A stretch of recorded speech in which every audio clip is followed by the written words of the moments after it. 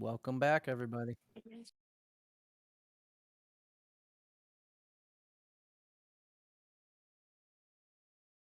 That's that's dead and gone, man.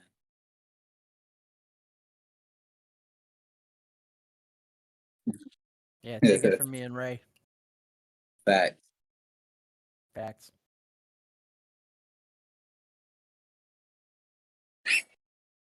And Ray I still has more hair than me and Swift do. Nah, not on the top, man. This one go back. That's all done.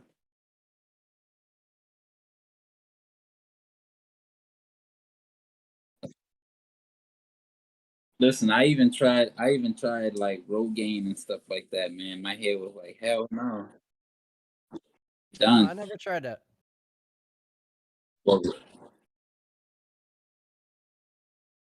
Mm, it ain't yeah, it ain't worth it. yeah, it's an easy haircut. I'll tell you that.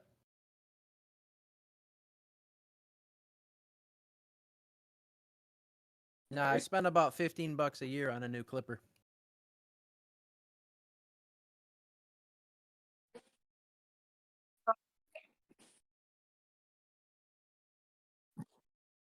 Crazy.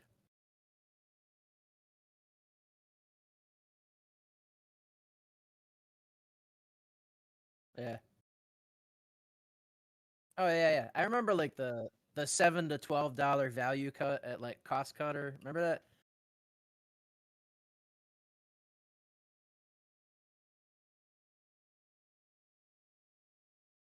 Oh, the shape up guy. The shape up guy.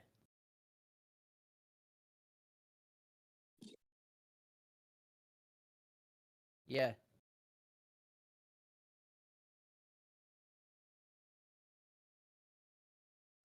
That was the one that was like one down from the alley there. Yeah. Yep. Yep.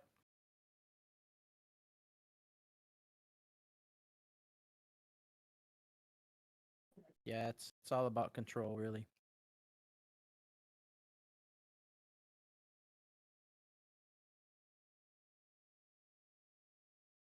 I actually know some of the beauty academy people. There's a couple instructors over there. Miss Robin, Miss Chris, shout out.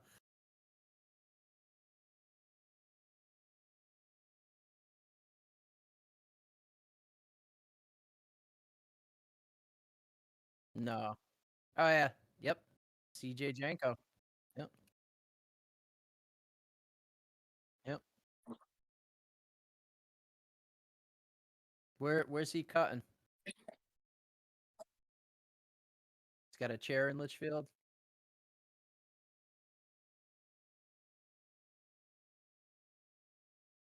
All right.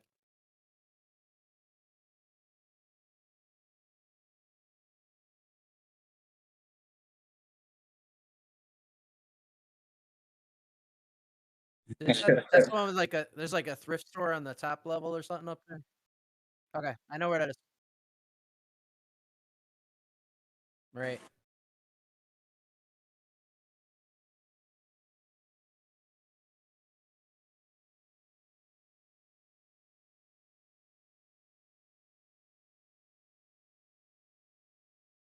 Sounds suspiciously like the plot of the Knits Matrix movie.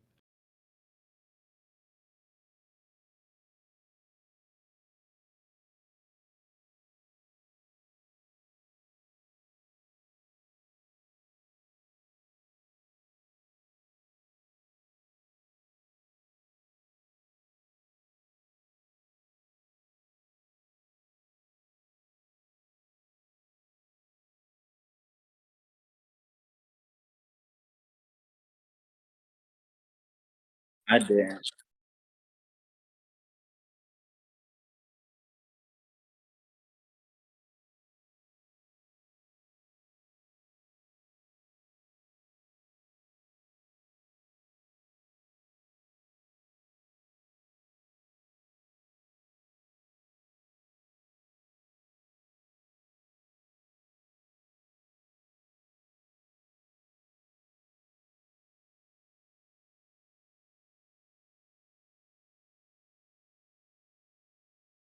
That's legit.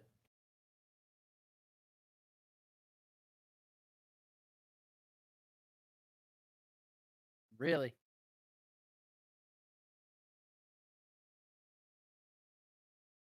man. You gotta catch me up on that. Yeah. So I got a question for both of you guys on this. Was anybody surprised by their number one? The way the bracket worked out? Not even a little bit. Wait, what was the question? I was asking, were you surprised by your number one at all? By number one? Yeah, your number. Yeah, I didn't get to show mine up. Okay.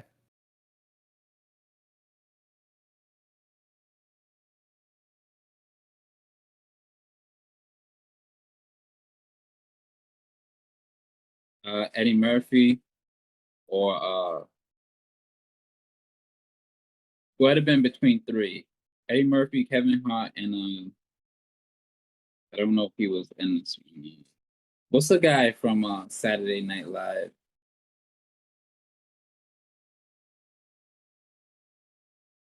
Actually, on this list.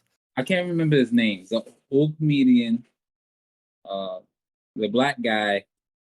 James used to talk about him a lot. Yeah, James. The one that got into the one that did the argument, the racial argument with damn, what was his name? I can't remember. It was on Saturday Night Live. But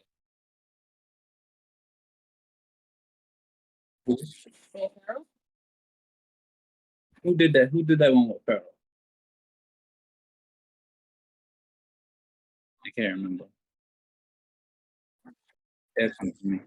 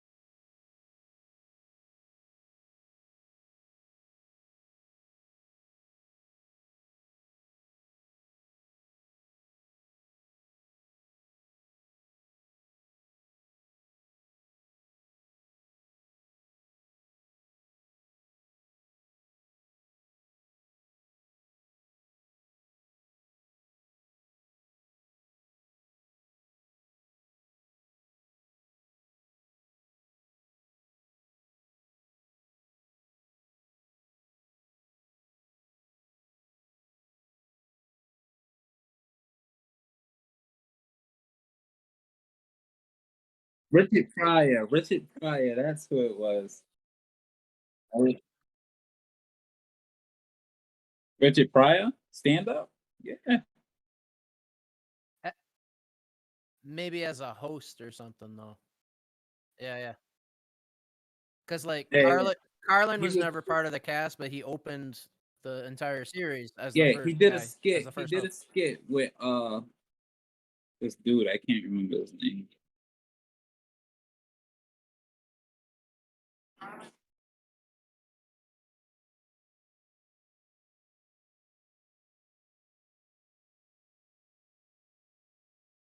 That Negan clip was from SNL.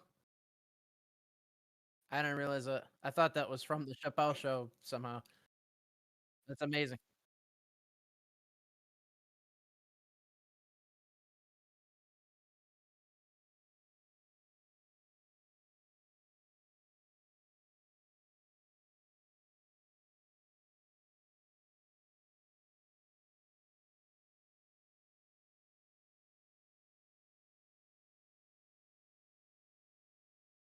Yep. Yep.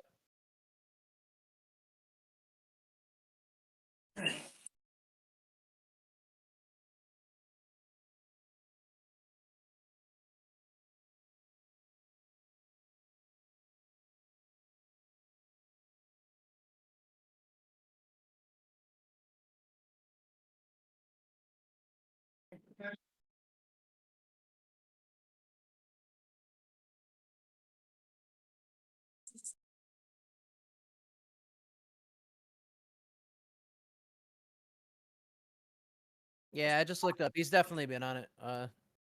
Looks like he had a Chevy Chase, couple Chevy Chase skits.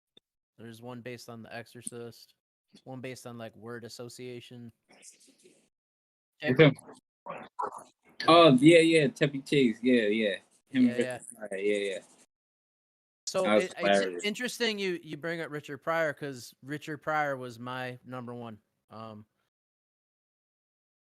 Yeah, he Not that probably I would have didn't been. He expect it. probably would have been my number one too.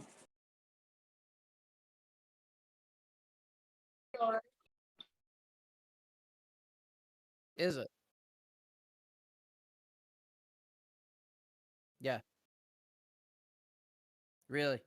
Robin Uh, made it pretty far. He was top four, but Robin was beat by Carlin. Right. Yep.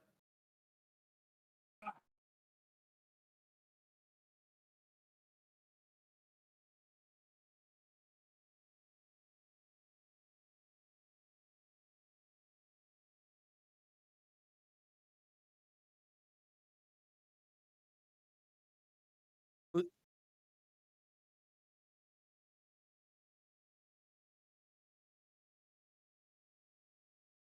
Right.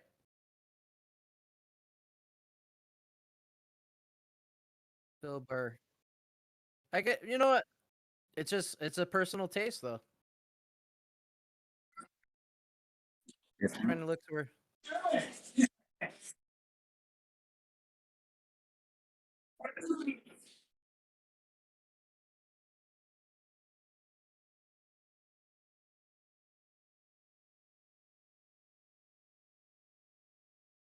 Yeah. Here's an interesting thing about that too. Bill Burr starts out against Cat Williams, right? Okay. Yeah, I picked Cat. I picked Cat over Jim Carrey. Like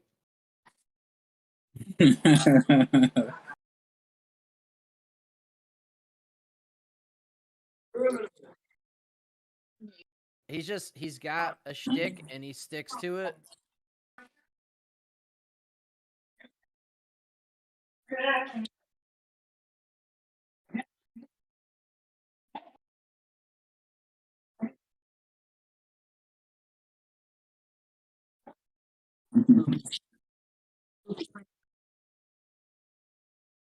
Right. I don't even know who that is. See, I had a tough time on that bottom right quadrant there. You've got Bill Cosby, you've got Louis C.K., you've got Cat Williams, John Leguizamo, Martin Lawrence. I know. John Leguizamo took Martin Lawrence on mine. He took Kevin Hart. Yeah. Uh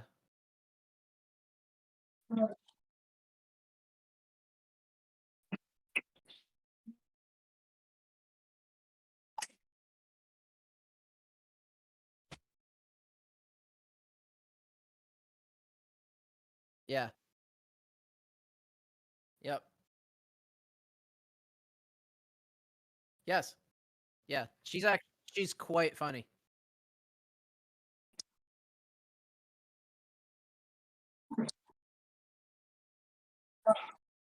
Right. Right. Right.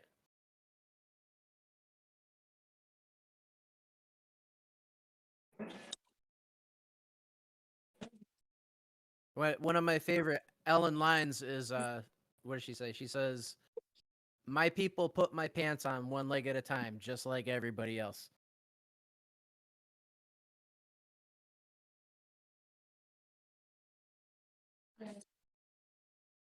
I don't remember that one.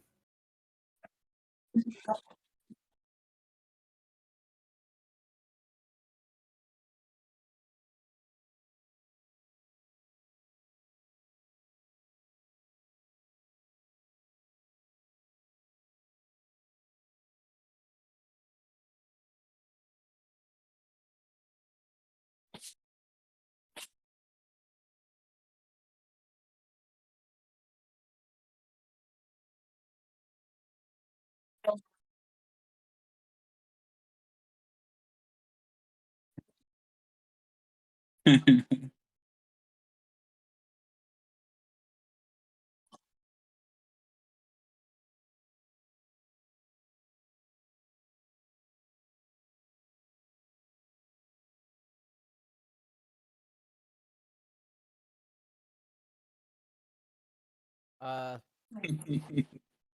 historically, I was really surprised Lenny Bruce didn't end up on here somehow.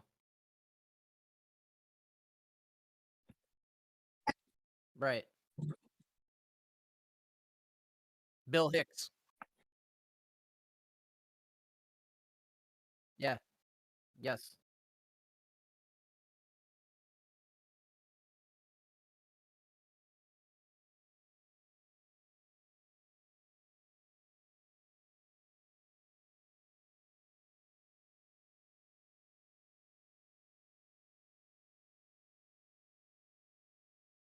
Greg Giraldo tragically died in 2010, 2011.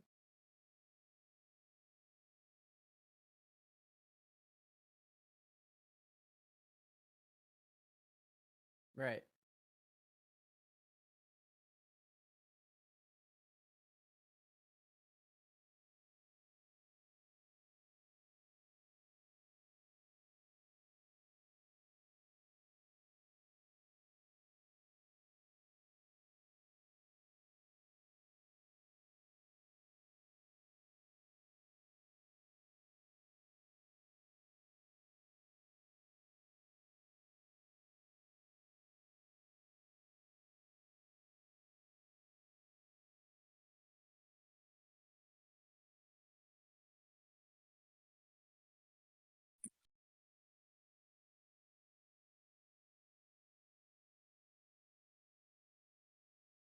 Like a lot of people say I hear a lot of people don't like this movie, but I thought it was pretty good. You ever seen What Dreams May Come with Robin Williams?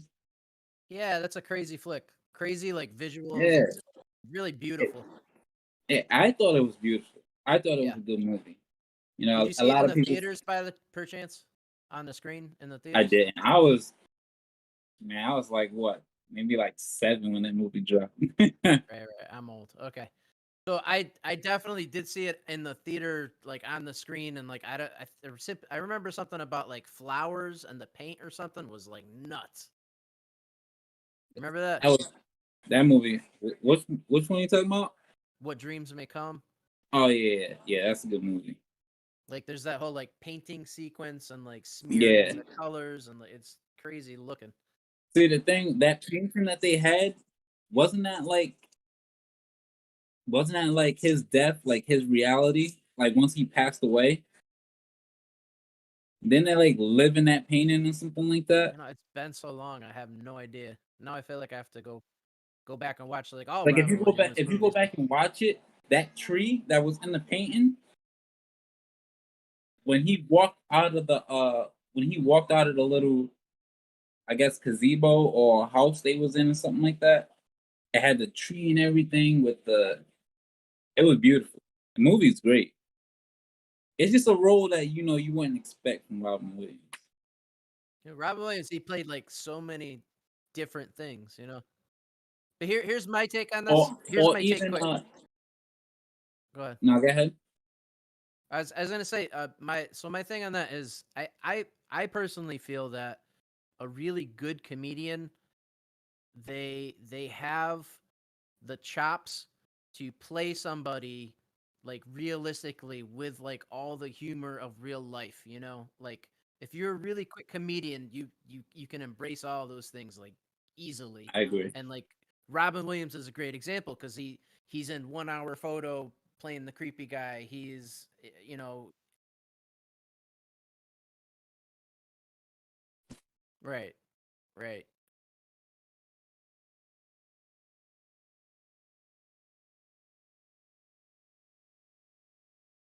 You know, I never saw that one.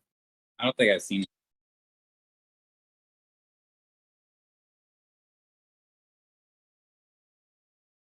it.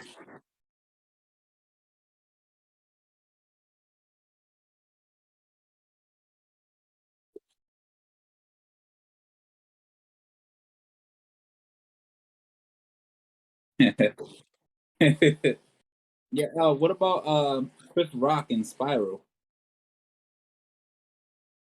He did pretty good in that movie. The thing He about directed comedic that too, right? I think so. Yeah. I think so. I gotta look that up. I remember something about that. Let's fact check. But yeah, he did.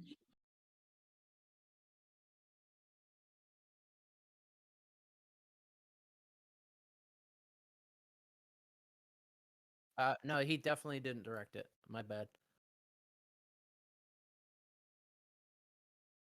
Hang on.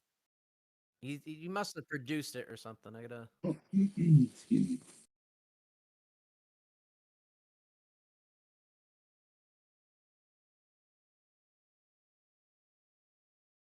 Excuse me.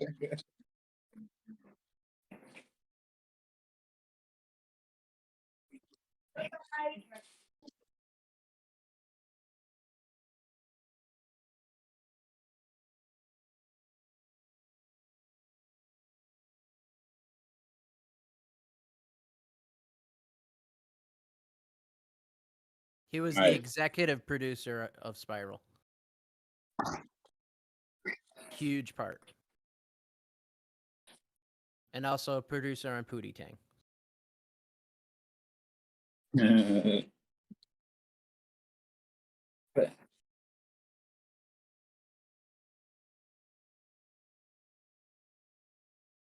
You know, he's a great example of somebody who took his stand-up comedy and like just amplified it through his acting, you know? And like both careers feed each other for him. That's super fortunate.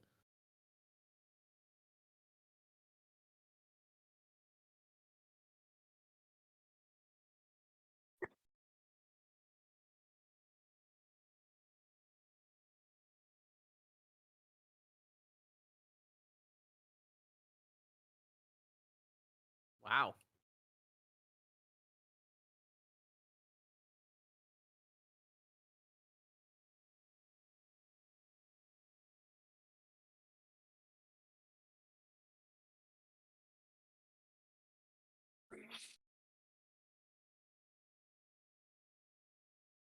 I don't know who Dennis Leary is. I have to see him. No Cure for Cancer is classic for sure. Uh See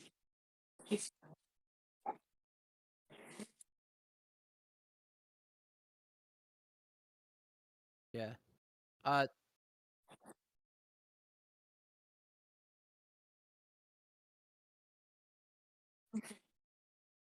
yeah, I absolutely agree with that entire bit. him. Right. So I have one problem with No Cure for Cancer. It is an incredible piece of work. It's an incredible album. Uh, a good like 30 to 40% of that material wasn't his. It was Bill Hicks's. So while Dennis Leary is still huge, he's a huge part of the comedic history of the time and stuff like that. I just knowing that I couldn't send him as far forward, you know.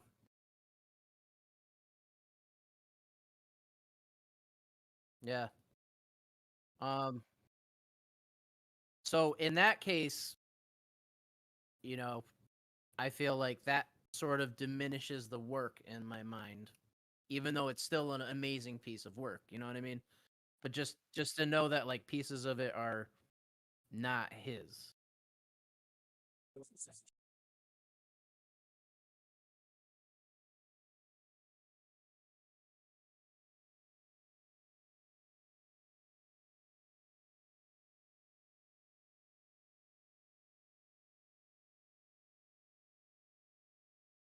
Absolutely.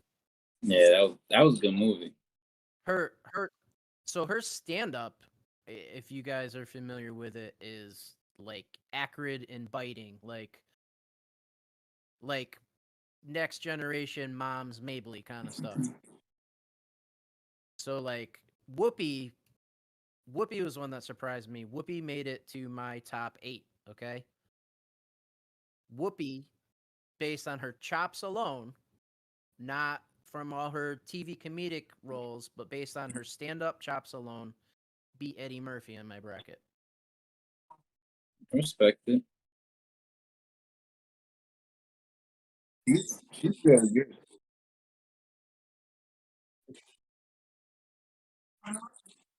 His stand-up is very good. And like he started with his like meme based stuff and then moved into relationship stuff and like now he's into like the really broad stuff that connects everybody and like and that's it's really good.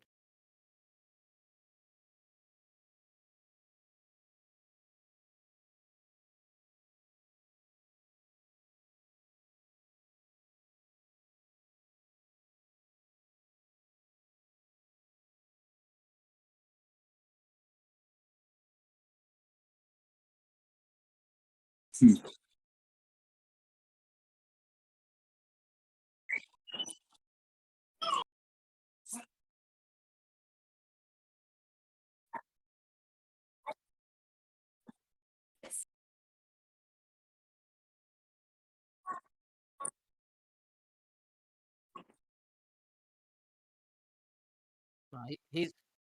He's playing like the frat party jock or like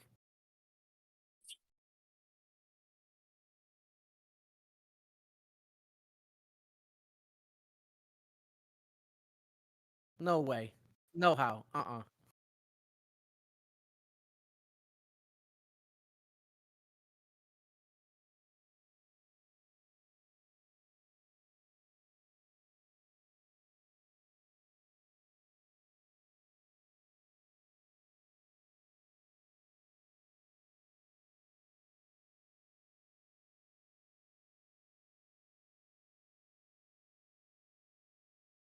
He's just pretty funny.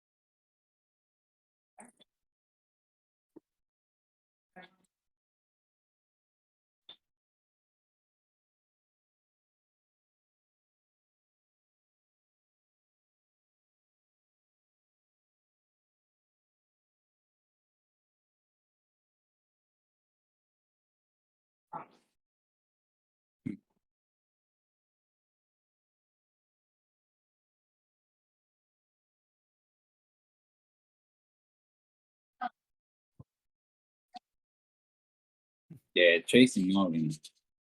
I probably would have went with Tracy Morgan. I ain't gonna lie. I had to give it to Rickles, man. I do too.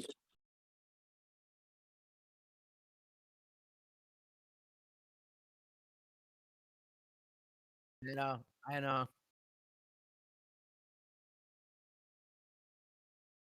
Yeah, yeah, I gotta go. Put him up against Sandler.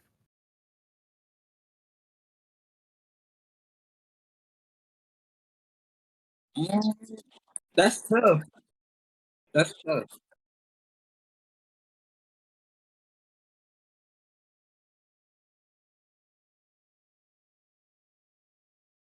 I might go Adam on that one.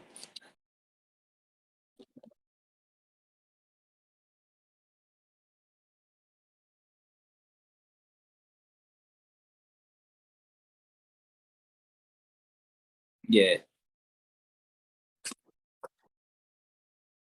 Oh, and I already know what you're talking about. I'm going with Robert Harris. I'll go with Robert Harris.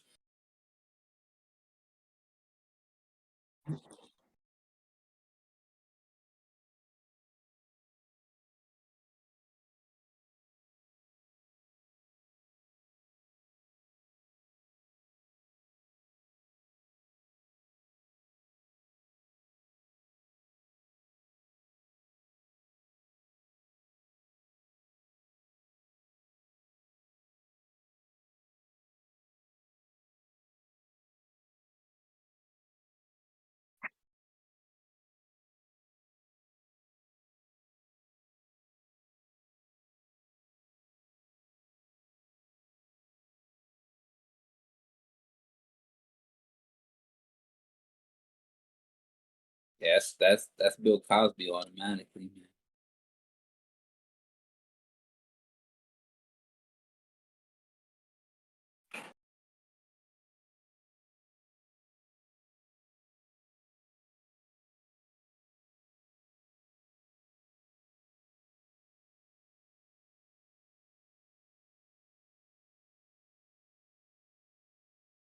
I do.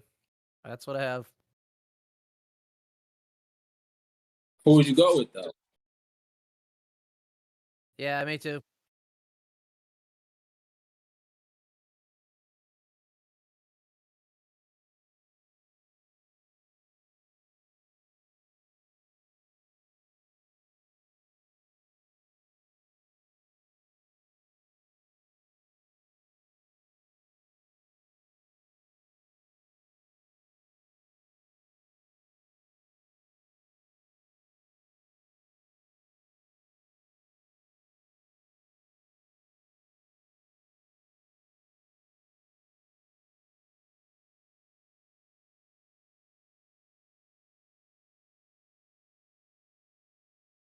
Yeah, I mean, for me, Cat Williams beats Jim Carrey, but he doesn't beat Louis C.K. So, you know. And for me, John Leguizamo beats D.L. Hewley, but he doesn't beat Louis C.K. So, but Richard Pryor sure as hell does. Oh yeah. Yeah. Cat Cat Williams stand up wasn't it. Like I enjoy Cat Williams, but his stand ups weren't that great. I'd rather watch Kevin Hart.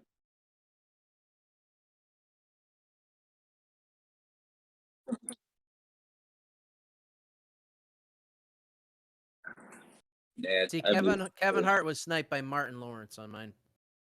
Yeah.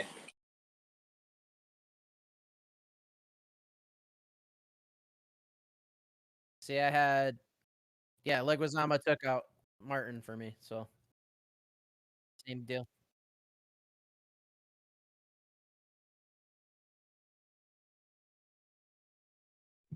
Hmm.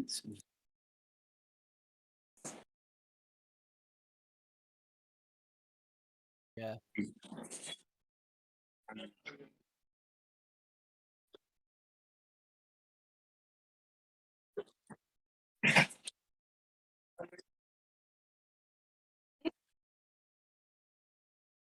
yeah. Huh, Anna thing.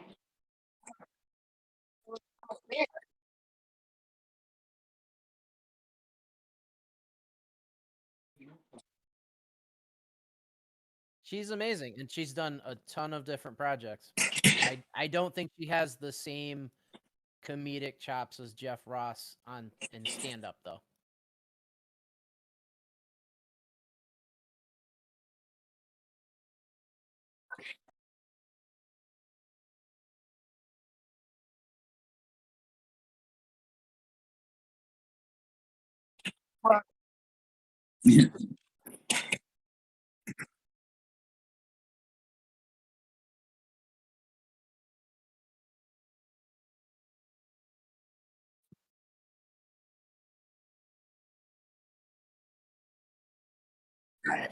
With an appropriate amount of Jerry Seinfeld.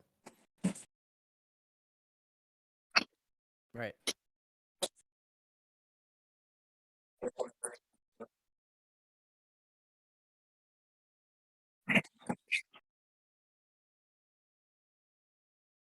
Right.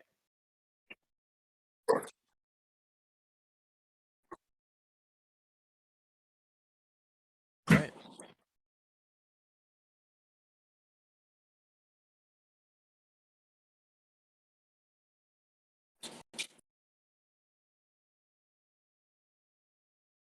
You guys ever see him on Conan? Do you know about the moth joke? You got to look that one up. You got to look up the moth joke. That's worthy. I'm gonna check that out. He vamps for like 10 minutes on this joke, right? And then Conan can't take it. He's interrupting him. He's trying to shut him down, and then just Conan lets him go on. He drags that out even more, and then he just nails the punchline, and like everybody's just like, "Oh my god, it's so good." Absolutely. No. He starts it off saying, "Hey, like gets his joke the way he gets all his other jokes. The car driver on the way over told it to him." So he's like, and Conan's like, "Well, why don't I just get him to come tell it?" He's like, "Because I tell it better." Like, it's classic Norm Macdonald, man. Rest in peace, Norm. We're gonna miss you, man.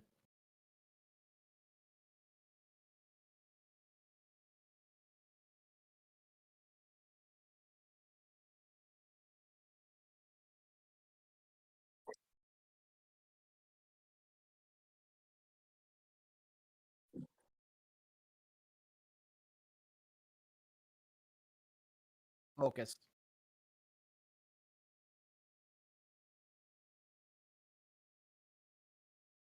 The ice cube face. Yeah.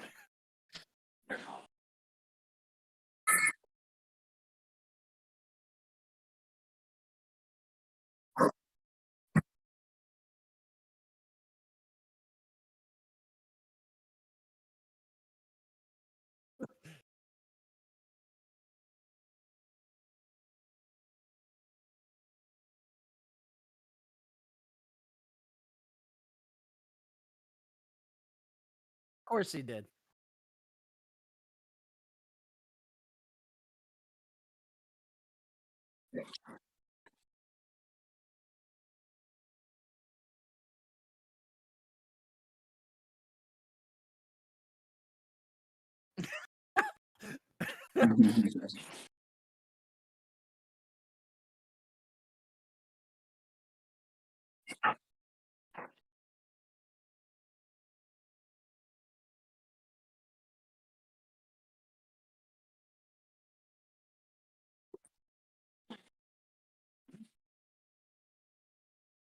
Legit.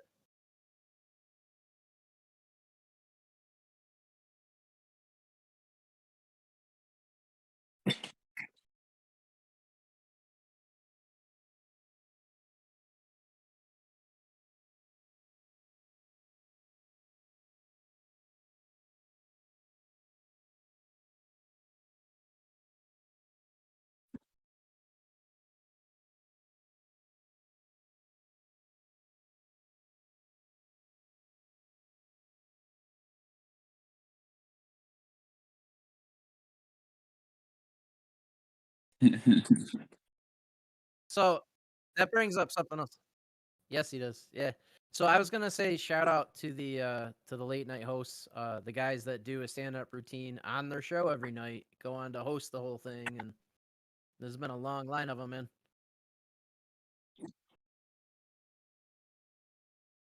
Hmm.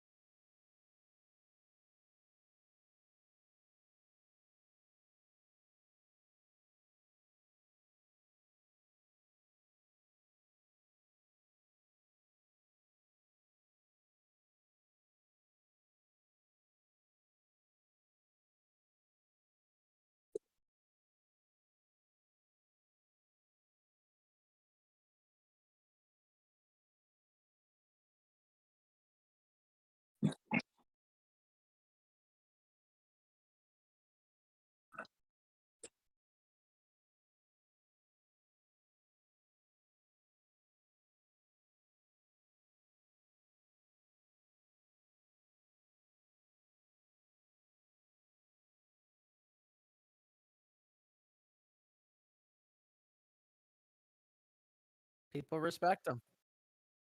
You know what? People get accustomed to somebody who's in their living room like every night. You know what I mean?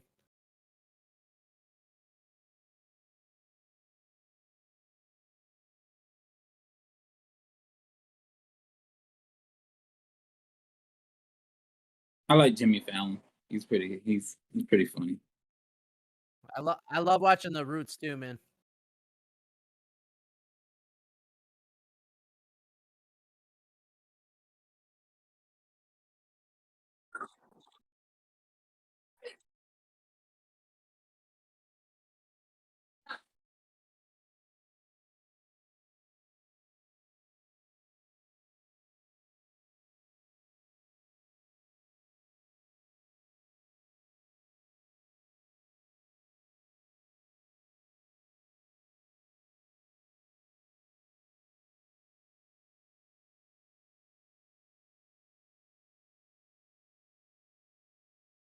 You know what? For me, that helps sell it. Just like because like he can't make it through it because like he finds it so funny. If he finds it funny, maybe I could find it funny too. You know?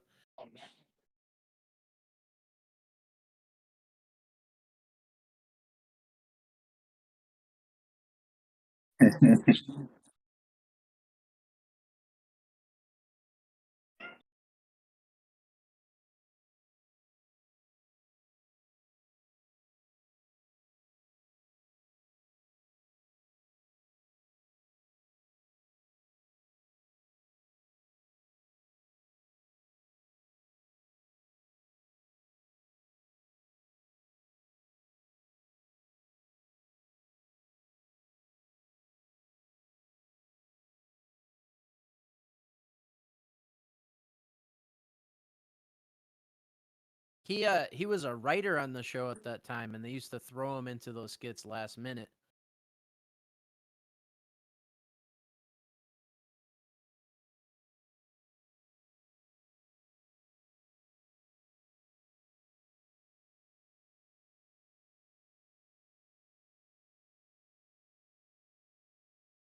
Pharaoh's amazing.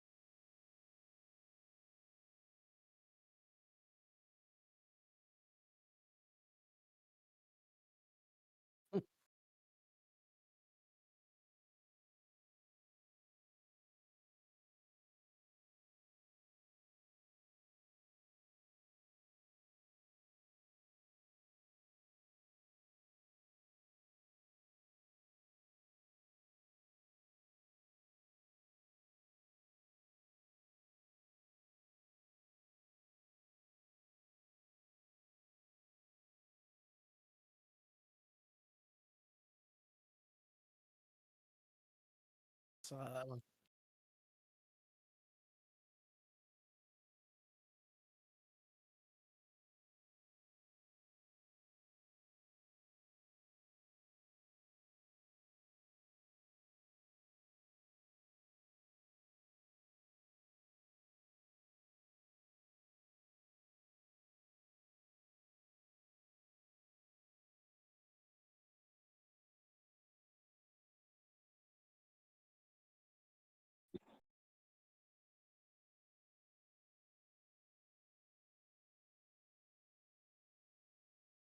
Yeah.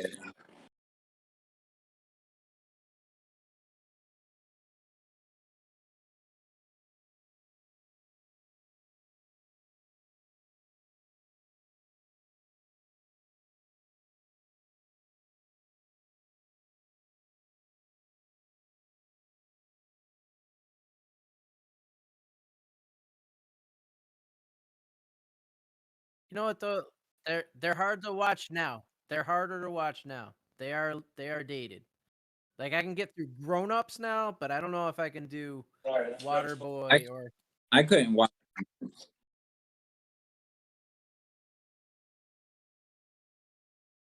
right.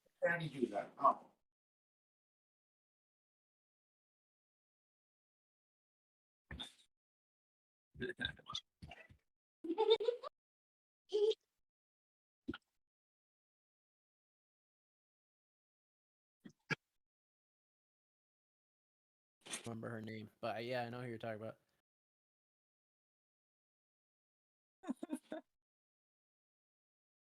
You know what? You know what? I can watch over and over. I could watch Little Nicky. Yeah. No. Oh, it's stupid. It's so stupid.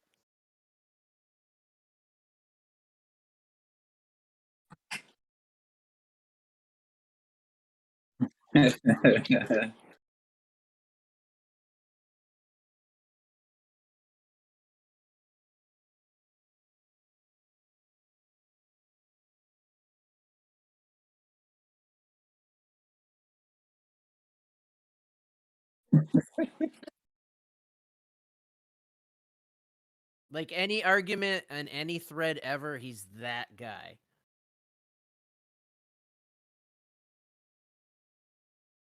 Oh God.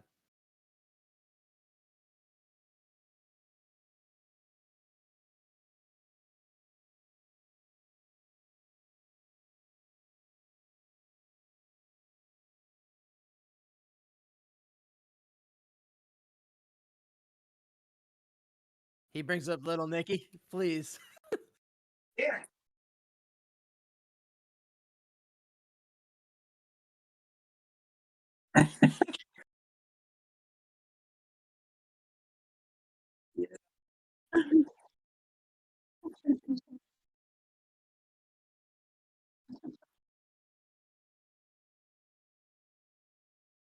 that's hilarious. Sandler flick did he play the hitman in? Was that Billy Madison?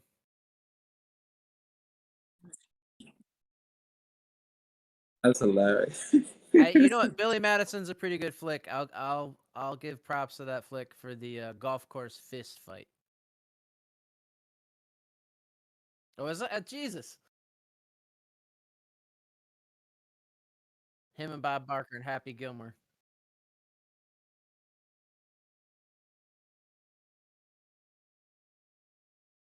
Oh, Christopher McDonald. He's played some really amazing roles.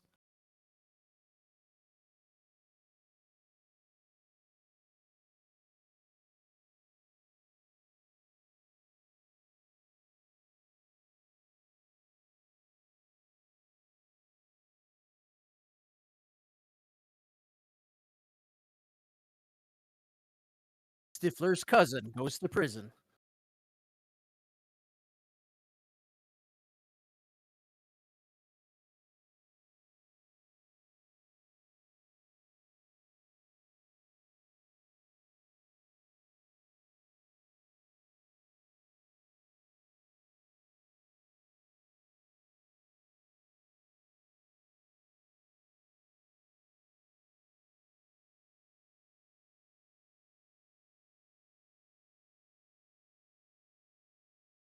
Right.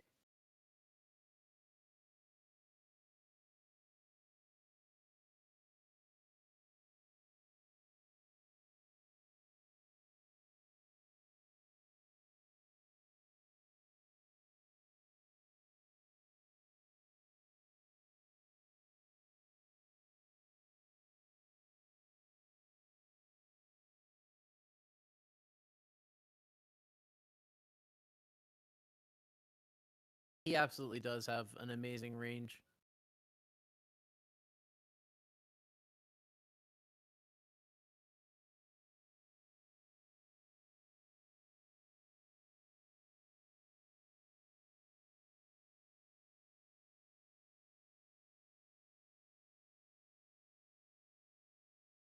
So, fun fact: Paul Rudd's second movie was Halloween: The Curse of Michael Myers.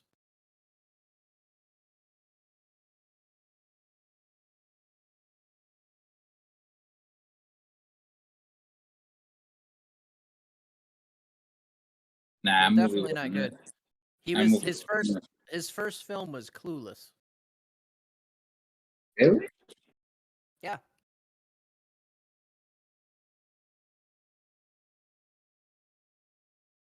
Oh.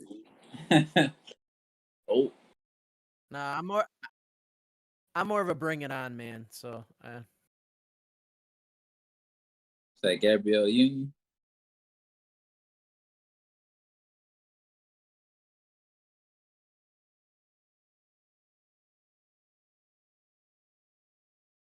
right.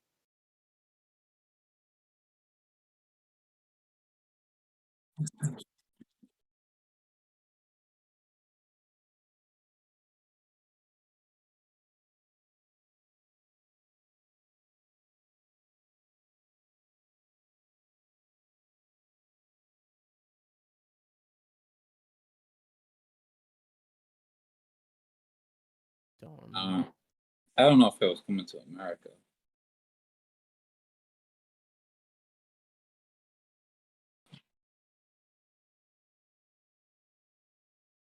You guys remember him in Lethal Weapon? Chris Rock. Chris Rock played Detective Butters. He was trying to date Murtaugh's daughter.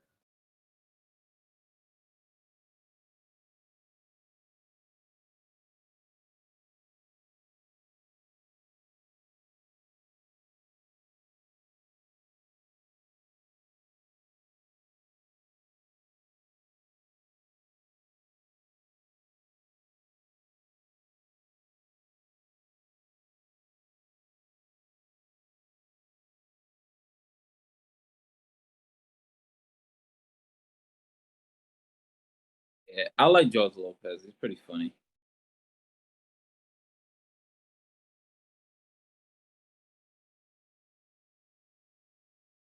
Yeah, he does.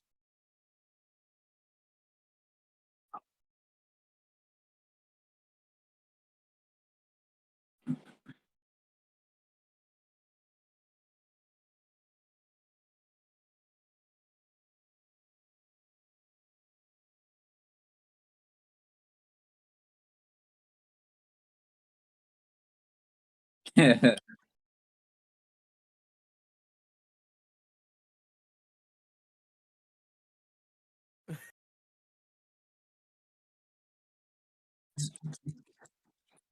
on. Probably.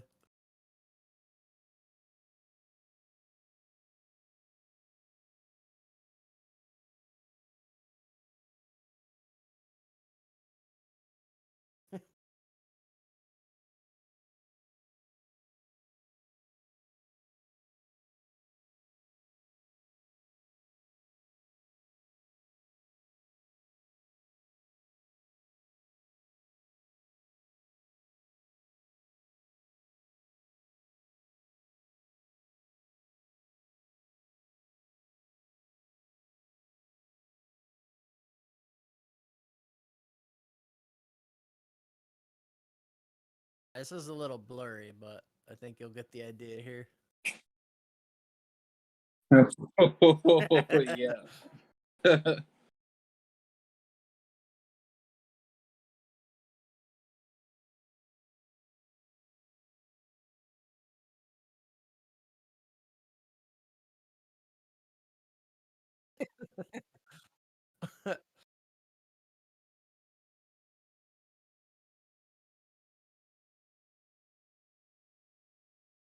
Oh, I'll bet you're right. Battery's about to die, guys.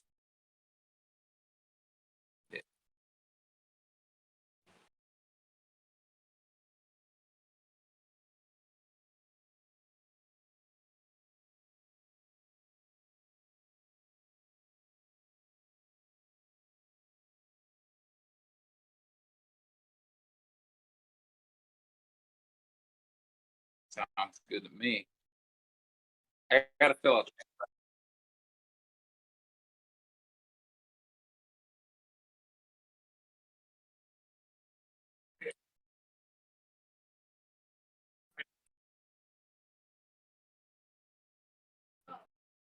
That. I do not see a duck.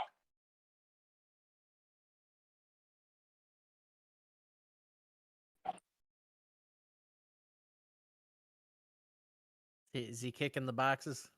It's actually a Yeah.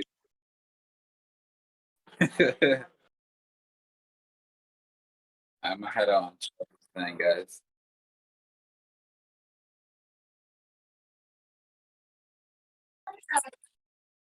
I will. I'll be in the comments. All right, Ray. Good night, man. All right, y'all. Hey, what?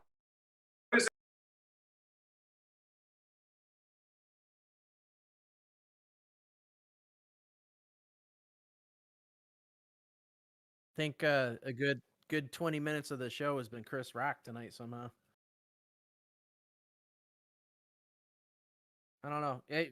I wanted to bring up something from the lower left quadrant there. I had Red Fox beating Steve Harvey, and Jamie Foxx beating Bernie Mac, and then I had Fox on Fox Crime. Yeah, and Red had to take it. Uh, but it was tough because anybody with two X's in their name has to move on. So, and then Carlin took Red Fox. So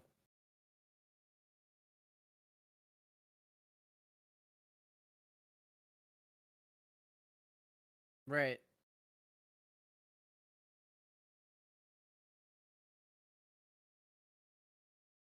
I was not surprised by the number of African American comedians that.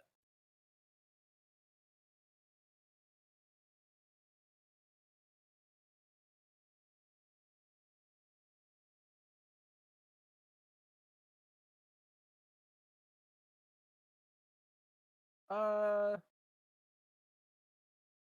Jeez, might be right.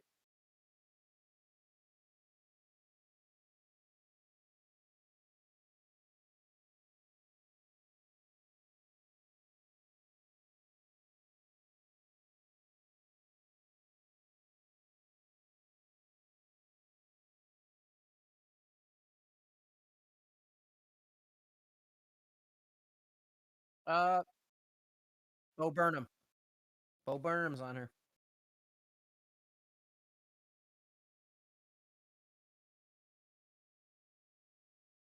Right.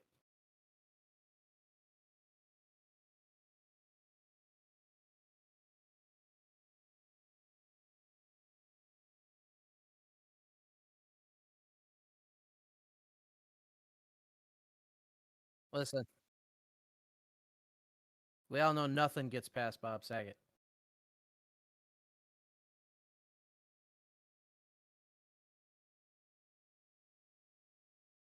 He's hilarious.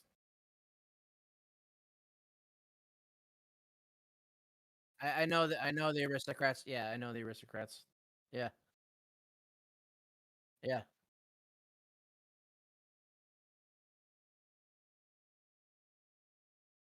Yes.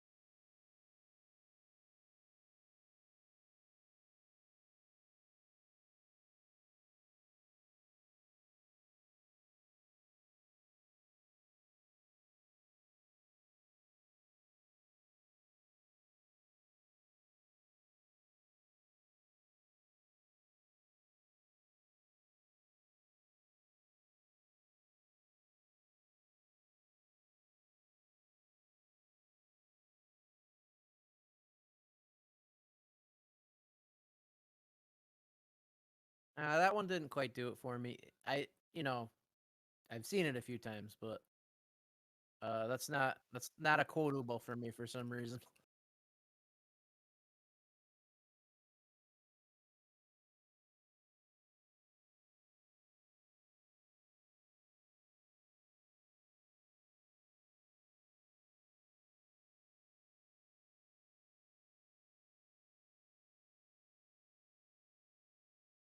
There's a picture of Christopher Walken on every walk-in cooler and freezer where we work.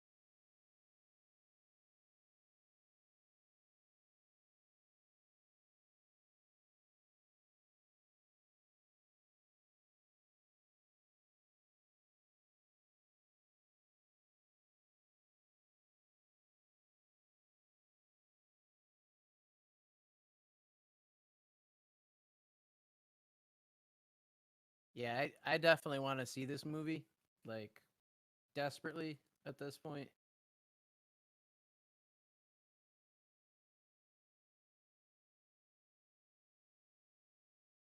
You can get it on eBay, apparently.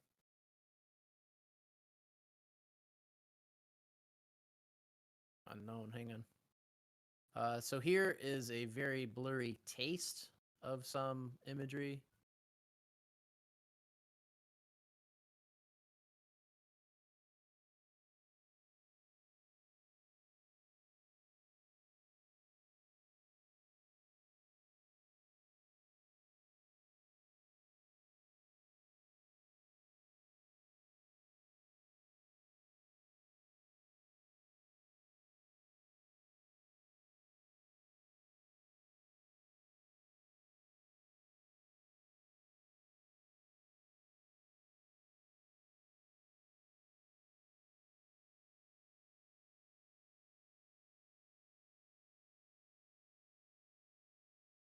Well, what's the play content? Is it a comedy?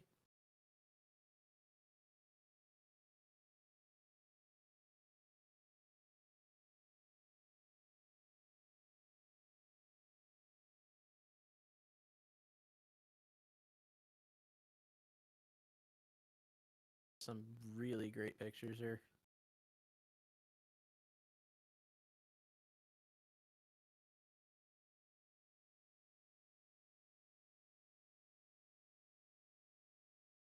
Kings of Comedy? I don't think I've seen that, no.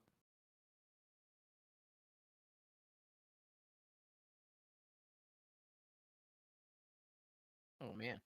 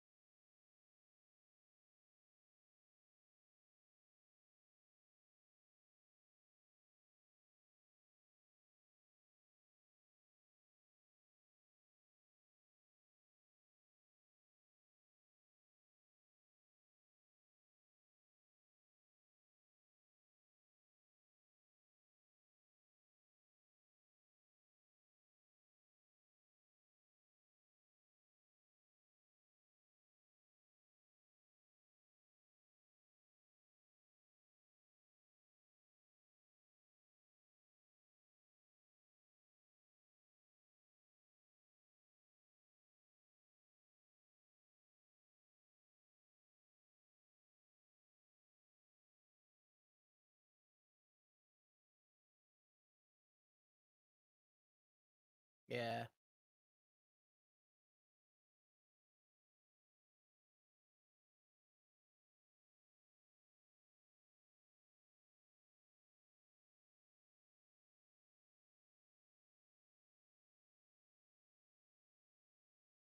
Right.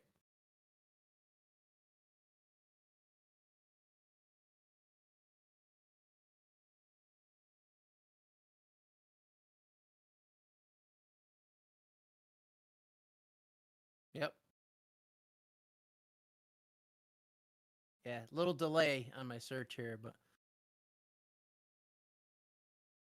yeah, I clearly have to watch that.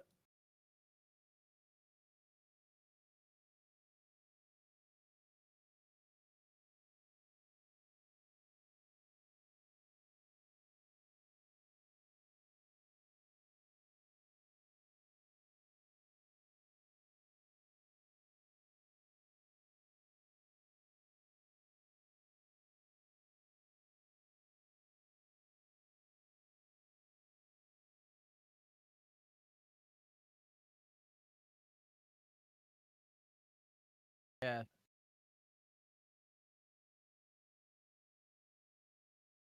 Right.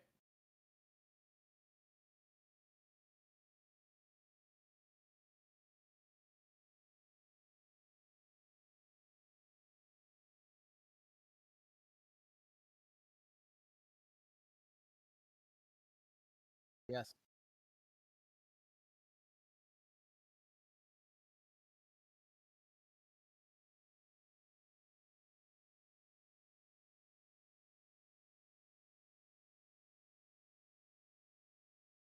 Don't remember.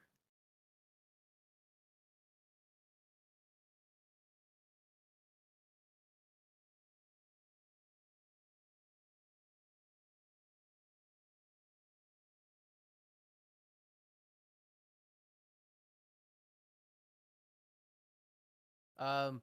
So Michael Gondry, the guy that directed Eternal Sunshine of the Spotless Mind,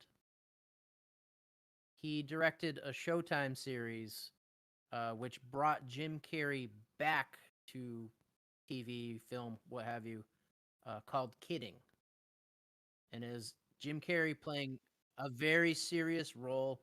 I saw the first season; it was amazing. Yeah, probably. I think I was actually working with you at the time when it was on. So yeah, it's arguably Jim Carrey's best dramatic work to date. Yes, yes. So like what kills me about the series? It's a dramatic series. It's a comedy series.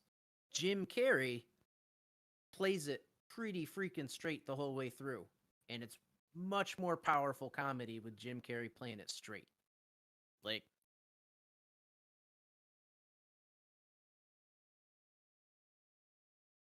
I hear you. No way. How can I hear you and bizarre?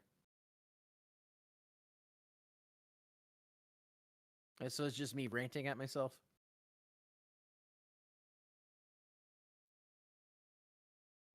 I have been pretty Is lax on that comments. I don't even have it up right now. well? No, this is the first comment we got the entire time. Who's it from? Xbox Gaming Shock. Um, I wish somebody would have told me this before because now podcast is going to be useless. But I guess we can use this for comedic value. We can always redo this one too. I mean, hey, yeah, I'm good now. So what you've missed, I got really spicy earlier, talking about how Carlos Mencia is not funny. So you missed that Xbox. Um, Louis C.K. was everybody's number one somehow. yeah. Wow, so much good content just went to waste. So much good content went to waste. So we brought up how we did this bracket for the comedians, and I never got a chance to type them because I had a crazy work week, so I didn't get a chance to type out everyone's brackets. Fun fact: Dave Chappelle won most of the brackets. I think he won 5 or 6 of them out of the Wow. like 15 or 16 people who filled them out. Mine being one of them because Dave Chappelle's my guy. But we talked about how on the bottom right side of the bracket, the first 2 matchups are Pablo Francisco and Bill Cosby, and Bill Cosby, he wins that. The next matchup is Billy Crystal and Louis C.K. Louis C.K. beats that. So you have Bill Cosby versus Louis C.K., which no one wants to see because of who they are, not because of their comedy. But one of those two are making it to the Elite Eight, and that's gotta hurt some feelings out there. I can't believe we did this entire podcast without hearing me. I hope they were able to hear you guys at least. See, I kind of want to download that, and I want to go back and I want to just add words for you. That can you do it like a Mickey Mouse voice? That'd be great. I think we could, we could add in a sock puppet for Swift. We could do a lot here. Yeah, we have enough that we can do. Damn, this sucks. um. Anyway, we're talking about serious roles that comedians have played. Um, like Whoopi Goldberg in The Color Purple and Chris Rock in Spiral, Robin Williams in Good Will Hunting, 1 Hour Photo, Insomnia, all the serious roles that he's done. Um,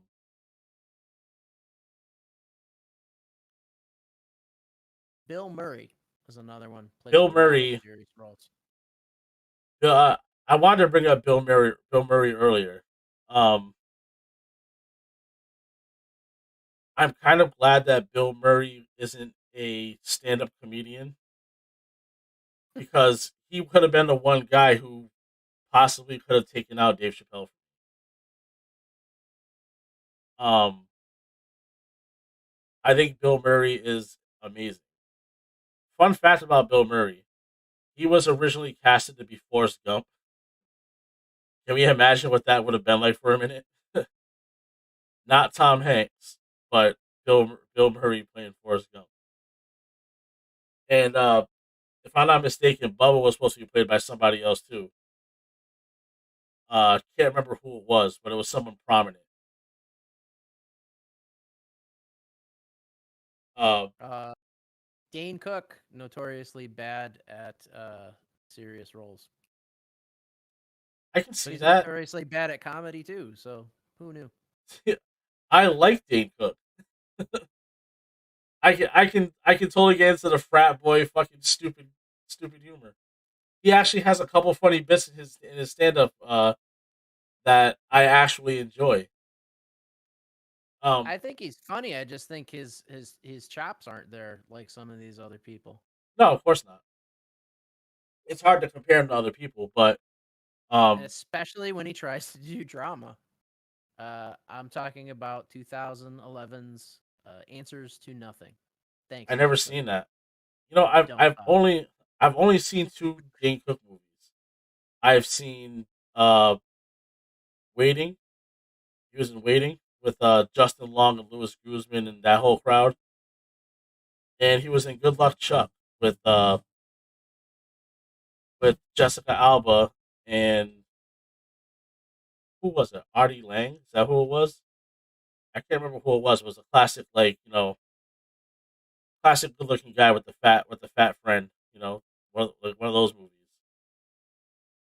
But Jessica Alba, yeah, Oh God, I forgot he was in Waiting somehow. yeah, he was the cook. He was the Alpha Sprouts. That was him. That's right. He's decent in comedic roles. I'll give him that. Yeah, Working on the drama though, bud. some people just don't have it, man. They don't have the chops to play the serious role, and Dane Cook might be one of them. But one of the Jamie Foxx is Ray Charles. perfect. Amazing. But on the other side of the coin, Jamie Foxx's redemption as Stanley Tookie Williams was like cringeworthy. If you know the Tookie Williams story, so Tookie Williams was one of the founding fathers of the Crip Gang, and this movie was about him turning his life around in San Quentin prison or Pelican Bay, whatever prison he was in. But he was on death row and writing children's books after all the terrible things that he did. He was trying to get his death sentence overturned or whatever. Jamie Foxx played that role, and it was like, man, you couldn't find someone else to play Tookie Williams. Like, you had to think Jamie Foxx was the guy. Nothing against Jamie Foxx. Jamie Foxx is incredible. I think when he does, because he's supposed to be playing Mike Tyson in the Mike Tyson movie. Yeah. And Tyson's actually an advocate on the movie, and he's going to be a coach and all that in the movie. And what's it called when you a consultant? He's going to be a consultant for the movie. And Jamie Foxx does Mike Tyson's voice on point, like perfect. He does the perfect Mike Tyson impression, and if he bulks up and like cuts his hair the right way, he can do it. Will Smith. That guy's a master of dramatic and comedic, man. Yeah. Will Smith. In Ali, he played Muhammad Ali. I thought he was genius in that. That we talked about it in the TV shows the last time we talked about the TV show thing. That one scene with Uncle Phil when his father disappeared. Yeah. And it's like the one scene everyone knows from the show, but for him to turn that switch like this from serious, from goofy to serious, and stay serious and be able to act that out and do that was amazing. You ever see the movie Valkyrie? Maybe. Pretty famous comedian Eddie Izzard, British comedian. I know Eddie Izzard. Yeah. Eddie Izzard. Amazing comedian. Played a Nazi officer in the movie Valkyrie, and it was just I did see that role for Eddie Izzard to inhabit. Like, I do remember I would have that. to say, like, boo, that's not the Izzard we know and love, man. Yeah. I'm glad he was trying new stuff, but I don't think it worked well. It was like seeing Robin Williams in 1 Hour Photo. It was like, oh my god, that was Genie. That's fucked up. Right. I think it had a lot to do with the terrible accent and the terrible hairdo. Yeah. John Leguizamo playing Tybalt in Romeo and Juliet. That was definitely an interesting dramatic turn for him, because you seen John Leguizamo in like The Pest and like all those movies like that where he's like he's this goofy John Leguizamo. Then you see him as Tybalt. What's that? You're not talking. You're muted or something.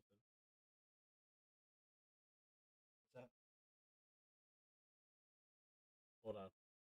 It might be me. You hear me? Yes, I hear you now. All right. I was gonna say, have you ever see John Leguizamo's one-man Broadway show? I have not. So he plays like every role himself. So he does essentially what Chaz Palminteri does for A Bronx Tale. So for yeah. So for those of you who don't know about the history behind A Bronx Tale, Chaz Palminteri plays Sonny. He's he's the main guy in the movie who's not the child. He's the main like mob boss in the movie, but it's about Chaz Palminteri's life. Like the whole movie's the kid is him, Colosimo is him. But it's what he saw, you know, as a child, and he turned it into into a script, and he would go do a one man show, and he played every character, and it was like mind blowing to see someone do that. I did not know John Leguizamo did the same thing. I forget what his one man show was called. I could look that up in a bit. But my favorite John Leguizamo role, a little out there, is the character he played in the Spawn series. Yeah, but you know what though? He's had a lot more dramatic roles than people realize. Um, aside from him playing fucking Luigi in the Mario Brothers movie, that was just different. It was like, hey, let's get Bob Hoskins and this random Puerto Rican guy to play two Italian plumbers. Like that made sense. I did like him as Luigi though, as much as that movie was not good. I thought John Leguizamo was funny as shit in it. But um, Babysitter's Club is another one where it's like, it's a pretty dramatic role. Empire was another one where it was a dramatic role. He wasn't normal goofy John Leguizamo. Right. Um, I think he has range. He has range that people don't realize, and I don't know. I just I wish that he was able to do more because I haven't seen that dude in so long, as far as acting or anything. No, I wish we'd see more of him. Jesus Christ. I mean, terrifying costume, but Yeah. I thought he was amazing in that.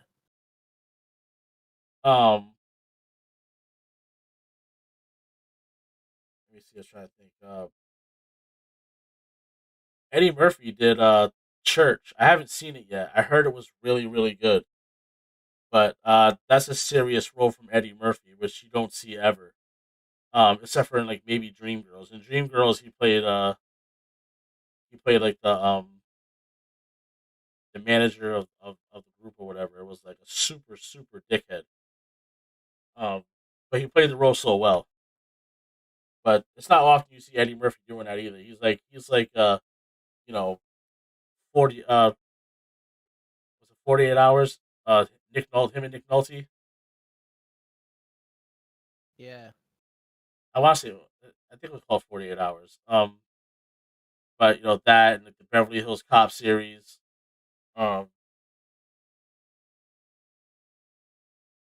you know um all stuff like that. So you don't see him doing serious roles too much either. Um, Dad, you know what? Dane Cook's the one in Waiting that says "Welcome to Thunderdome, bitch." yes, yes he is. Okay. Um, yeah, man. Dane Cook's not really great in movies. Movies aren't his thing. But what I was saying, what I said in the beginning of the podcast, which obviously got missed because I was fucking muted the whole time on the podcast apparently in the OBS. But we had a guy complain about our comedian bracket, and they were like, how can you have Ellen DeGeneres on here and I forget what the other name was. Uh, we'll just say John Leguizamo just for shits and giggles. But they're like, how can you have Ellen DeGeneres and John Leguizamo on here, but not have Carlos Mencia? Like, are you fucking joking, Carlos Mencia? Like one of the worst comedians of all time. And this is me being spicy and not giving a fuck about an opinion. Carlos Mencia is not fucking funny. There's nothing funny about Carlos Mencia. Another Dane Cook movie I really did like. Another comedy. Employee of the Month. Jessica He Simpson. was in that. He was in Jack Shepard. Yeah. Employee of the Month was funny as shit. I forgot about that movie. Yep. At that point in time when that movie came out, I was watching all those like weird rom coms though, like Employee of the Month and Zack and Mary Make a Porno and like all those other movies. Kevin Smith, by the way, has some of the funniest movies ever. Um, we're talking to Jay and Silent Bob, Dogma, Clerks, Clerks 2, um, Chasing Amy. Chasing Amy was an incredible movie to me. Um, Mallrats. I think Kevin Smith has some of the best movies in comedy. Uh, Zack and Mary Make a Porno actually has one of my favorite comedic movie characters in it. If I had to pick three movie characters from comedy that are my favorites, I'm going with Shooter McGavin from Happy Gilmore. I'm going with fucking Paul Rudd and Anchorman as Brian Fantana. Oh god. So those are two of mine. But my favorite is probably Justin Long in Zack and Mary Make a Porno when he plays Brandon St. Randy. It is the funniest fucking thing I think I've ever seen in a movie. I could watch him in this scene over and over and over again. But it's just him and Seth Rogen winging it completely, all improv. And they're at like a high school reunion, and Seth Rogen's like, he's there with Elizabeth Banks, their roommates and their best friends, and Elizabeth Banks is trying to hook up with her old college crush, who was a jock. Come to find out, the jock is gay and dating Brandon St. Randy, which is Justin Long's character, and Justin Long happens to be a male porn artist. He does gay porn, and him and Seth Rogen just going back and forth, trying to figure out who each other are, and and Seth Rogen's like, "Hey, well, like, what do you do for a living?" He's like, "Oh, I make movies." He's like, "Oh, Hollywood, huh? Like movies, fucking movies, huh?" And Justin Long's like, "Fucking movies," you know. And it's like, anything I've ever seen. And it was like, yeah, movies are all male cast. And Seth Rogen's like, oh, like Gary Glenn Ross, and like Justin Long just takes it super left field and like gets like as dirty and he just gets super dirty and super graphic, and like the pronouns and adverbs he uses for his movie titles are just fucking ridiculous. He's like, well, like Glenn and Gary suck Ross's meaty cock and drop his hairy nuts in his cute mouth. It's like, you don't need to say any of that. That never has to be a movie title ever. But he just like completely wung it and just came up with that off the top of his head. I'm sure he was doing his best to get his co-actor to break. Oh, he was. There's a deleted scenes, like a director's cut kind of deal, where you just hear Kevin Smith in the background directing, like just laughing his balls off, and he's just like, "Keep this going, don't fucking stop," and they're just going back and forth, and it was just like comedic genius watching this happen. Um, and he finally like introduces him to Elizabeth Banks' character, like, "Oh, this is this is Bobby's boyfriend or whatever the guy's name was. Like, this is his boyfriend Brandon." And she was like, "Oh, you're fucking with me." Like, no, they're fucking with each other. You know? And they just keep doing the gay thing. He was like, he's in movies such as, what's the name of your movie again? He's like, shut your mouth before I fuck it. He's just like, yeah, how can I forget that? But it's like, I love improv stuff that's like on the spot moment. I've always loved that in movies when people can do that and take that liberty. Yeah, I really love how modern cinema is encouraging actors to improvise, and they're using those things in the movies, and then crediting the actors for them.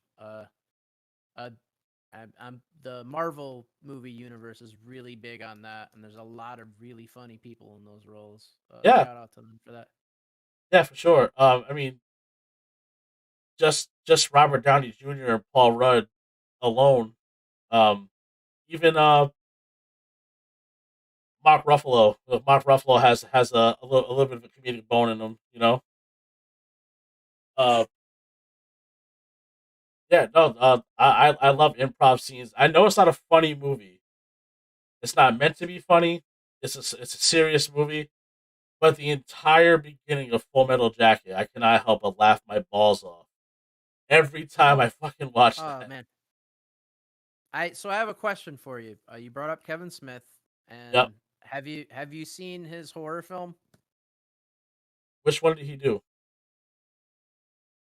I don't remember the name of it, but I know the hashtag for it was Walrus Yes. Tusk. Talk about Tusk. Thank you. Tusk. Yes. Yes, I have seen Tusk. I forgot that he did that movie. Was that also Justin Long in Tusk? Probably. Oh, was it? I'm gonna have to look that one up too. But I found parts of that very funny. Yeah, and you I'm shouldn't. not sure if they were supposed to be funny. It's a very, very weird movie to laugh at. I don't want to ruin that for anybody, but It was Justin Long. It was Michael Parks, Justin Long, and Haley Joel Osment for some reason. yes, yeah. Where the such an fuck- odd film, man. Where the So fuck have like, you been? The way this movie Johnny came Depp? about, Are you kidding me? he was on his Kevin Smith was on his podcast, his Smodcast, you Yep. know, just bullshit and talking, and this topic came up in the comments, and basically he was dared to make this movie. He's like, okay, Walrus, yes. He let people vote on it, yes or no.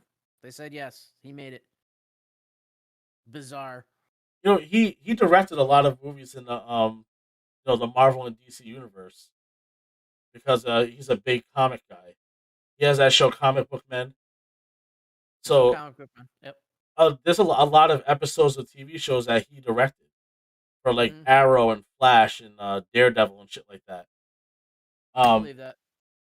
He's such a comic book fan that his daughter's name is Harley Quinn Smith. No, True. that's her full real name. I wish I had the balls to name my daughter Harley Quinn Smith. Well, not Smith, but Harley Quinn Bass. But she's Athena Harleen because Harleen is Smith before she was, Bass. yeah, she's Athena Harleen because that was Harley Quinn before she became a crazy bitch, Harleen Quinzel. So Athena Harleen is where we got that from, and Athena the Greek goddess. Can't go wrong there.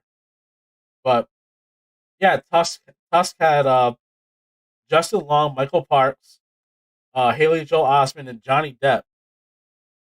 Genesis Rodriguez. Like, what? That's nuts. That's insane. But I saw that once a long time ago, and it was before I knew who Justin Long was. You know, Yeah, I want to go back and watch Friday the 13th now and see Paul Rudd, see what he was like in his second role. Like, he was funny and clueless no matter what he did. Yeah, he had to be. Haley Joel Osment. Like, I saw a movie with him, in like 2012, where it was new at the time. But it was like, that's Haley Joel Osment now. What the fuck happened to him? He was playing like a virgin principal or virgin teacher who was trying to get laid. It was like, I get that. I see why you're playing this role. But it was like you went from Sixth Sense and paid it forward to this. Man. Yeah, man, that was definitely different.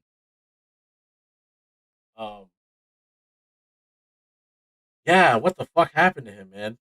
Like, he looks like white and Asian at the same time. I don't understand it. And he has like James's hair. Oof. It's not a wig you want. No, it's like a clash of me and James. Like, how do you look like that?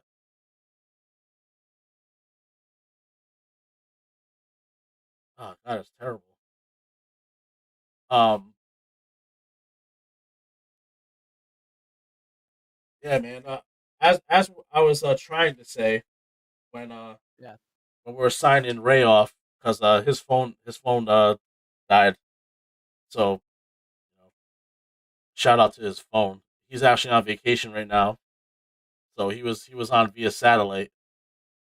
Um, next week we're going to talk about Marvel and DC heroes and Marvel and DC villains, and we're doing brackets this time.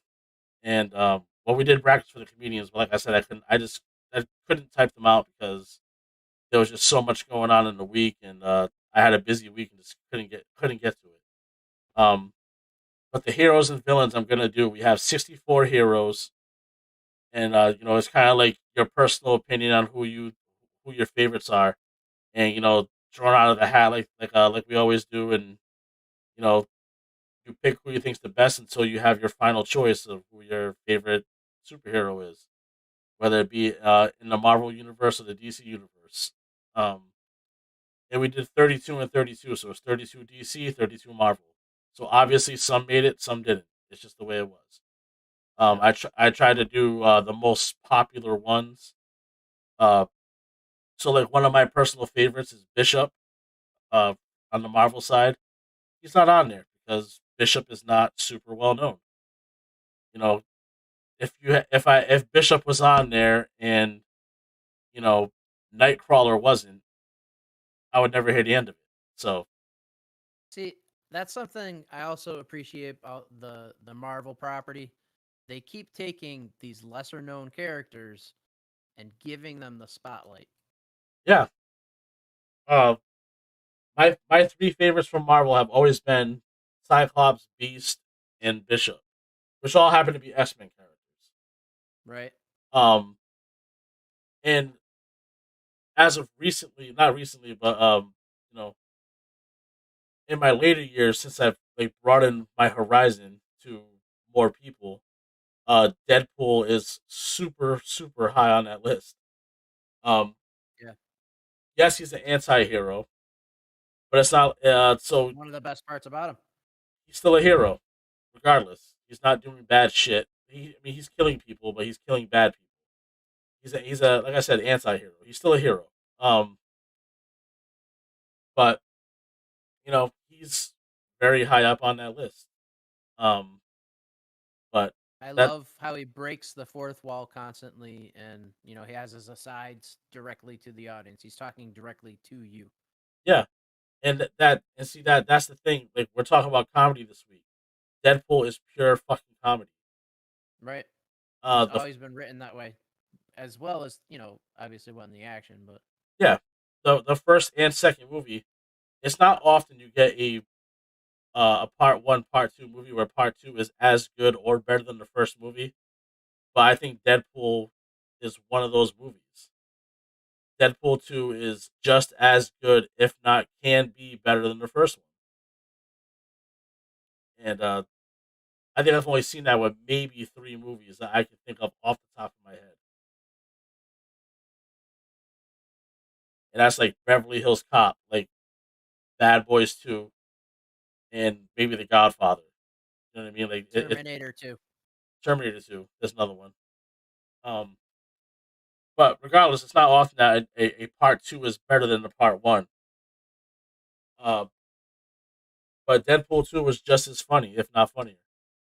And like the cast they had for even the X Force, who they had in the X Force, it was like Terry Crews and Brad Pitt. Like you know, and for Brad Pitt to play such a mediocre, like small role was as funny as shit to me because he's such a big name. Um, sometime down the line, I want to do a bracket of 64 movies, and I want them to be like critically acclaimed movies. So we're talking like Shawshank Redemption and What's Eating Gilbert Grape, like all of those Forrest Gump, all those types of movies. I want to take 64 critically acclaimed movies and do a bracket with them and see what goes against each other and see what wins because I'm curious.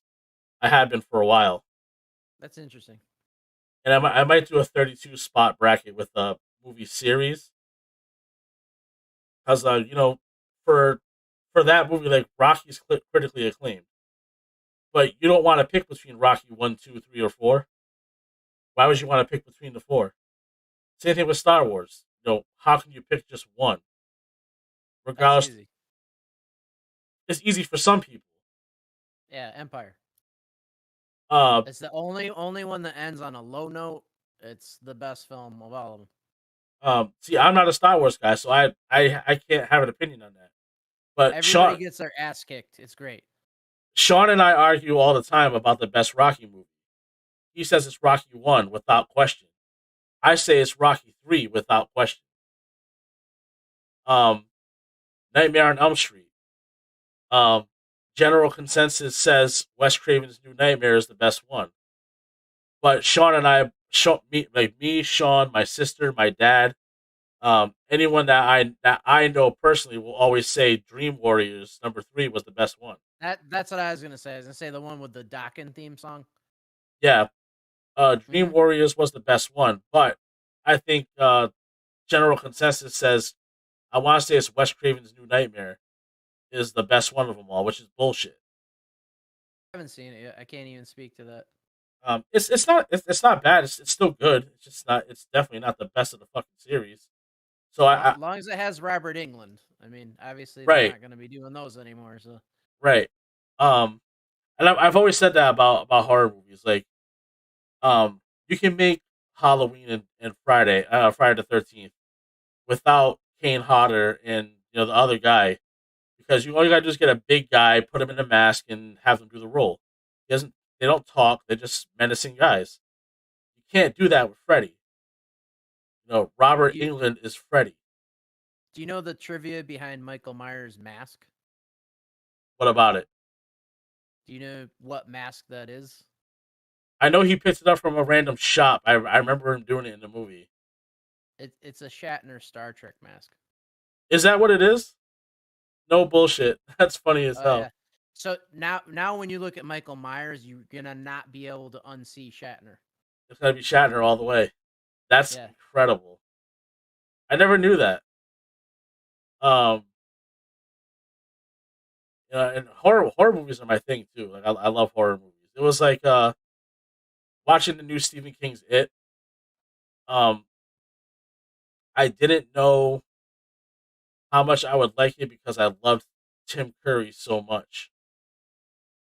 How can you replace Tim Curry? Can't do that. But Bill Hasgard, or whatever the fuck his name is, did the role so well to me that I didn't mind it. Skarsgård, I think. Yeah, Skarsgård, or whatever the fuck his name is. He did the role so well that I didn't mind it. But he was no Tim Curry. Hey, month of October coming up. Yeah. Big Halloween month. Could do a horror episode for October. I would love to do a horror episode. I actually want to do horror killers for a bracket too. I would love to do like 30 the favorite horror is. movies in 30 days or something too. That'd be cool. Something. Um, Happy Halloween. My kids decorated the house for Halloween today. already, huh? We're big Halloween people. There's nothing wrong with that. To replace the flamingos with zombies. We have zombie flamingos. Zombie flamingos. Of course. Yeah, just a little fun fact. The first time I was trying to find Truby's house, he just said, "Just look for the pink flamingos. You can't miss them." Can't. Yeah, I think I want to do a serial not a serial killer bracket because that's so broadened, but horror movie like Candyman, Chucky, Pinhead, like have all those guys. Probably do 32 for that one. It probably won't be 64. I don't know if I can think of 64 horror movie killers, but I can definitely do 32. So Dr. Satan. Dr. Satan, Pinhead, Texas Chainsaw Massacre, Leatherface. Leatherface. Yeah, Michael Myers, Pennywise, all those guys, Leprechaun, Chucky, Yeah. Charles Lee Ray, Candyman. Candyman. I heard the new Candyman was good. I heard something like that too. Candyman was one of those movies that I went back and watched it again, the original, and it was not good. It did not age well at all.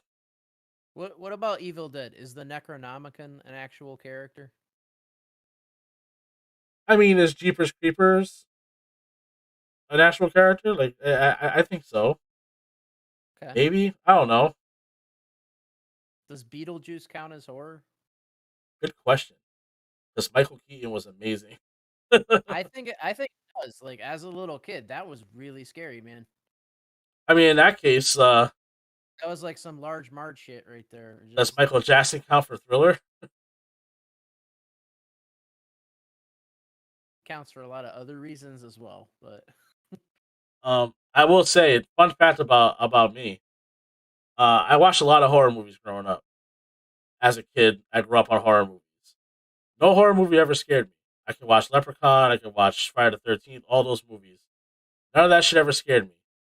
Michael Jackson Thriller scared the shit out of me when I was a kid. terrifying. And I don't know why. I could not tell you.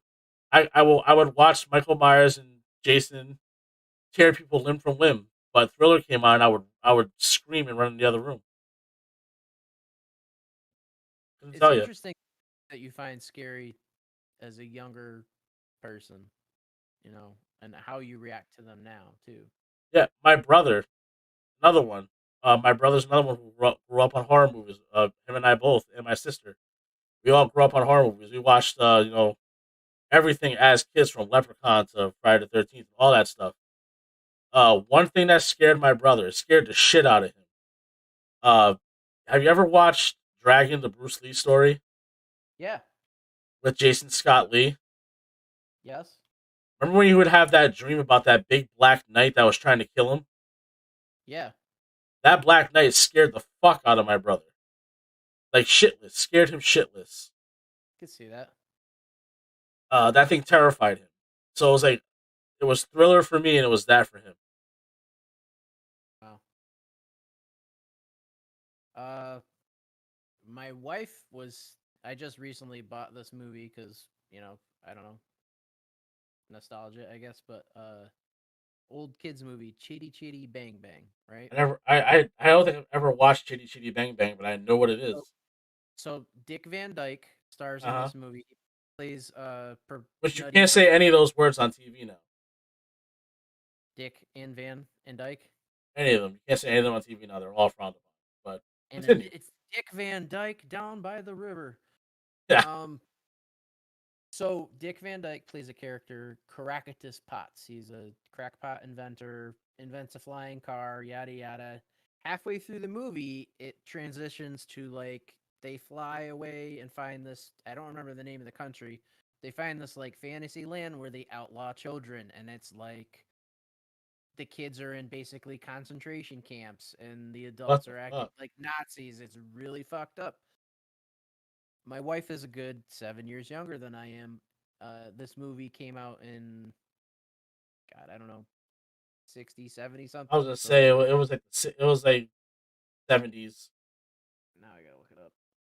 Yeah, Lie, can't lie on TV. yeah. Now they can hear us. It's no lying. Fucking Nope. Carlos Mencia. Jesus Christ. God, what year is this? I don't know. I always thought it was an incredible film, but it never occurred to me like how scary it could be for someone watching it younger than me. It went from Good Burger to Schindler's List really fast. Yes. Nutty. 1968. 68. Yeah. Yeah, Ken Hughes movie. Yeah, Dick Van Dyke, Sally Ann House, Heather Ripley. Um, it's a Lionel musical Jeffries. as Lionel well, Jeffries yeah. is in it too. Wow.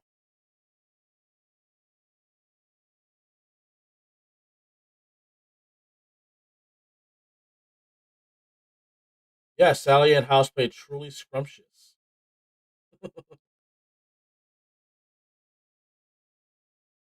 There's actually a song in the movie all about her. Um, One thing I have to do again tomorrow, and I just love doing this at work.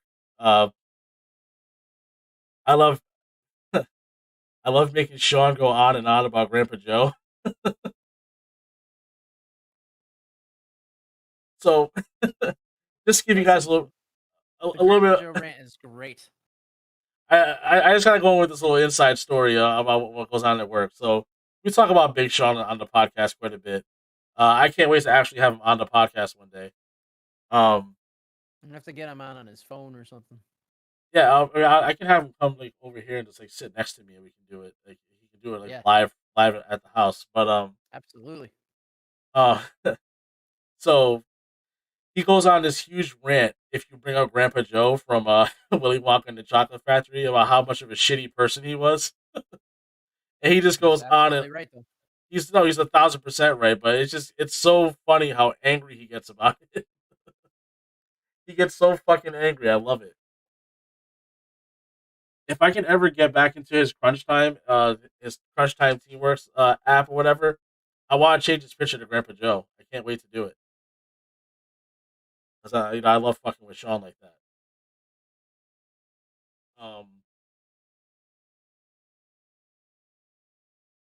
But yeah, so I'm glad people could have heard half this conversation.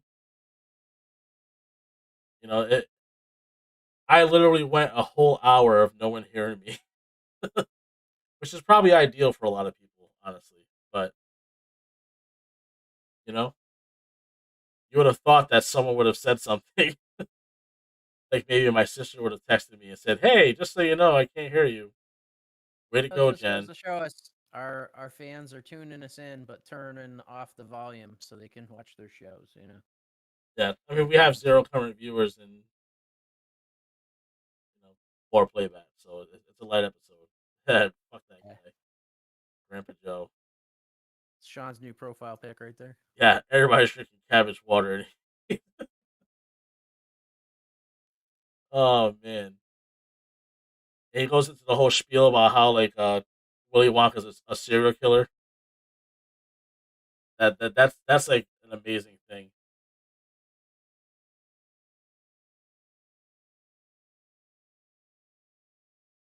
I like how you put your little picture at the bottom there. You're like on his heart.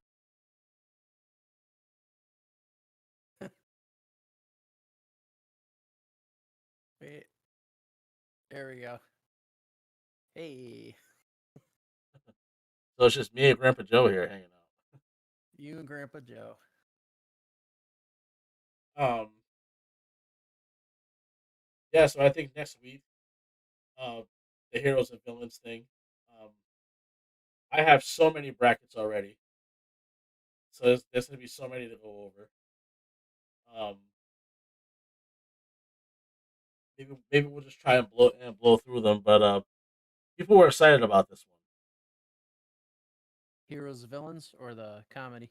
the heroes one. People were excited about the Yeah, heroes yeah. one. There's a lot I more. was real excited about comedy. Oh, so was I. Uh, I'm not sure how many people are into the whole comedy thing, but stand up and impressions and stuff like that is like my favorite thing. Like it's like horror movies and comedy are like my two favorite things, which are complete fucking opposite, but it's just the way it works.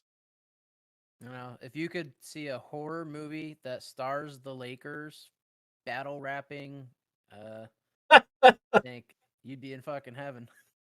That would be so terrible. I know, but you would watch it just because of all those things. Like, It's like Kobe Bryant and Shaquille O'Neal in a in a roast battle, but they're rapping, and the loser New dies. Yeah. where basketball players battle rap. Oh god, that would be such a terrible movie. Uh, yeah, just thinking about that just makes me feel weird. um, yeah, I think it's time to sign off here for at least for the podcast part, because uh, when people were already tired of hearing me, they couldn't hear me at all anyway. So, That's interesting. I want to watch that back now. oh, I can't wait to watch. I hope they can at least hear you guys, so that way, like, it's just me talking and you guys just answering. It'll be like when I forget to unmute my mic. You're like, "Hey," right? Like, hey, you're supposed to be talking here, I'm just like, but yeah, just lip syncing. We're like, this is what Truby's saying right now, actually. if you are muted, I am totally downloading that, and I'm gonna do some. Oh yeah, you have to. There's no way you can't. Yep. Uh, No, Yeah. even better. I'm gonna get my kids to dub all of us. Sub all of us. Can we Yes. upload that to the channel? Yes. I would totally do that. But yeah, until next week. Next week we got heroes and villains. So we'll see you guys next week. And hopefully I will not be muted. Who knows? We'll see. Absolutely. Can't wait till next time when we talk about it. Let's talk about it. We'll see if Swift shows up this time. Yeah, let's talk about that. We could talk about that. Where the fuck is he? I think You would think I was. coming. You would think I was trying to call him into work. think he would have made it.